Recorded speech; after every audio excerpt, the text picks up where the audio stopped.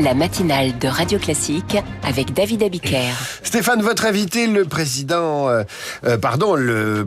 du groupe Eslan. Bonjour Sébastien Proto. Bonjour. Bienvenue sur Radio Classique. Le projet de loi de financement de la sécurité sociale, le PLFSS, est examiné actuellement en deuxième lecture à l'Assemblée nationale. Vous pensez que ce texte est une mauvaise chose pour les patients et pour l'accès aux soins? Pour quelles raisons? Oui, j'ai eu l'occasion de dire que la version initiale du texte proposé par le gouvernement commettait 3 erreurs graves, sous-estimait totalement les conséquences du vieillissement démographique sur le système de santé français. La version initiale sous-estimait totalement l'état de santé financière très dégradé des hôpitaux publics et privés. Il y a un établissement privé sur 2 en perte aujourd'hui. Et 3e erreur, c'était une attaque en règle, c'est toujours une attaque en règle contre la médecine libérale et contre les établissements privés de santé, ce qui est grave. Est-ce que ça veut dire concrètement que vous appelez à augmenter le budget de la sécurité sociale, ou c'est une question de répartition de ce budget? Moi, j'appelle à beaucoup de cohérence. La France est un pays qui vieillit, il faut en tenir compte. Et la première tension, elle se fait sur le système hospitalier. J'appelle à la cohérence également parce que je vois qu'on débat de l'augmentation des moyens hospitaliers pour 2026, pour le public et pour le privé, c'est très bien, mais je vois que dans le même temps, l'administration s'apprête, dans quelques jours, à enlever 500 millions de ressources aux hôpitaux publics et privés pour 2025, au mois de décembre. C'est un petit peu la ponction de Noël. Et donc j'appelle à une grande cohérence. Discutons de 26, et n'oublions pas de ne pas enlever 500 millions en fin d'année au système hospitalier. Mais la France consacre déjà l'équivalent de 11,4% de son PIB au système de santé. Est-ce qu'on a vraiment les moyens d'y consacrer davantage? Je crois qu'il y a une obligation en matière de santé, c'est de proposer, de réfléchir à une efficience, une transformation du système de manière sérieuse, organisée. C'est pas ce qui est fait dans ce texte. Et aujourd'hui, vous avez des hôpitaux publics qui ont 3,5 milliards de déficit.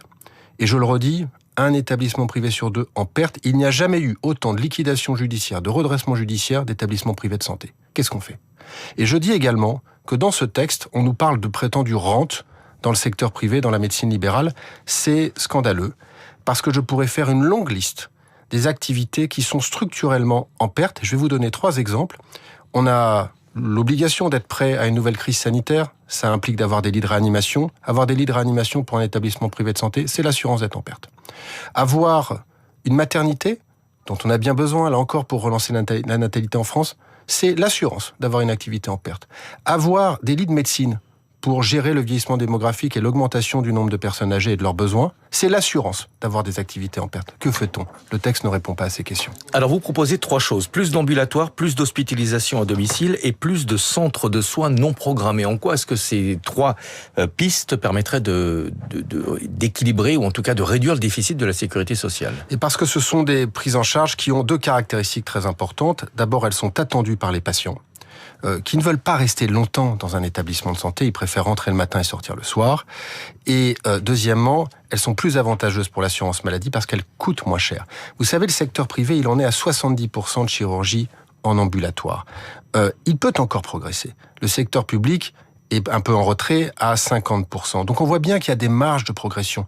Organisons la transition du système hospitalier vers plus d'ambulatoires. Organisons-la également vers plus d'hospitalisation à domicile. Et je parle des centres de soins non programmés parce qu'aujourd'hui, qu'est-ce qui touche les Français dans leur quotidien? Dès qu'il y a une urgence, il faut qu'ils aillent dans un établissement de santé, ils vont attendre des heures. Nous avons développé des centres de soins non programmés, ça prend en charge les petites urgences du quotidien. Je vous donne un exemple. À Cambrai, on accueille 9000 passages par an dans les Hauts-de-France. 30 minutes de temps de prise en charge, c'est une différence considérable et c'est bien moins cher qu'un service d'urgence d'un hôpital. Vous défendez la médecine libérale et les établissements privés. Est-ce que les centres de soins non programmés ne vont pas justement être en concurrence, si on peut parler comme ça, frontale avec les médecins libéraux? Non, nous sommes là pour apporter des solutions. C'est ce qu'on fait au quotidien. Le groupe que je dirige prend en charge 5 millions de patients par an avec les médecins libéraux qui travaillent dans nos établissements. Ce ne sont pas nos salariés, ils ont une relation contractuelle avec nous, mais c'est la force du système hospitalier français d'avoir les 2, le public et le privé. Et je regrette profondément que les pouvoirs publics, les gouvernements successifs, ont toujours envie, depuis quelques années, de faire le scalp de la médecine libérale et des établissements privés de santé. Ce n'est pas une stratégie, ce n'est pas une politique, et je le redis. Les acteurs privés sont les meilleurs alliés des territoires et des finances publiques parce que nous prenons en charge pour moins cher. Alors, vous avez le sentiment, vous l'avez dit, que le PLFSS, le projet de loi de financement de la sécurité sociale, stigmatise la médecine libérale et les établissements de santé privés. Pour quelles raisons, concrètement ? Eh bien, parce que il y a d'abord un discours, c'est une question de forme, mais il y a surtout une question de fond. Au fond, les médecins libéraux et les établissements privés de santé sont pointés du doigt, accusés d'être, je cite le gouvernement, des rentiers du système. C'est absolument scandaleux de présenter les choses ainsi. Les médecins libéraux sont des acteurs vraiment essentiels de la permanence des soins, de l'accès aux soins au quotidien. Et les acteurs privés de santé, ils prennent en charge 60% de la chirurgie, 40% de la chirurgie du cancer, 50% de la radiothérapie. Bref, ils ont une place extraordinairement importante dans la santé du quotidien des Français. Ne les fragilisons pas, encourageons-les et laissons-les apporter plus de solutions. C'est vraiment la ligne que je défends parce que je la crois saine et bonne pour notre système de santé. J'ai vérifié les chiffres. Contrairement à une idée reçue, les médecins libéraux généralistes en France gagnent moins que leurs collègues allemands ou britanniques. Bien sûr, et c'est pour cela que vous avez aujourd'hui un projet de texte initial. On verra ce qu'il en sort aujourd'hui et demain. Vous avez vraiment une fronde extraordinairement importante de la médecine libérale contre le projet initial du gouvernement. Il faut l'entendre.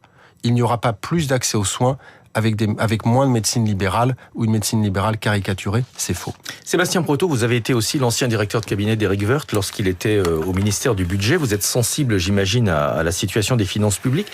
Est-ce que vous êtes inquiet de notre situation budgétaire et de la trajectoire ?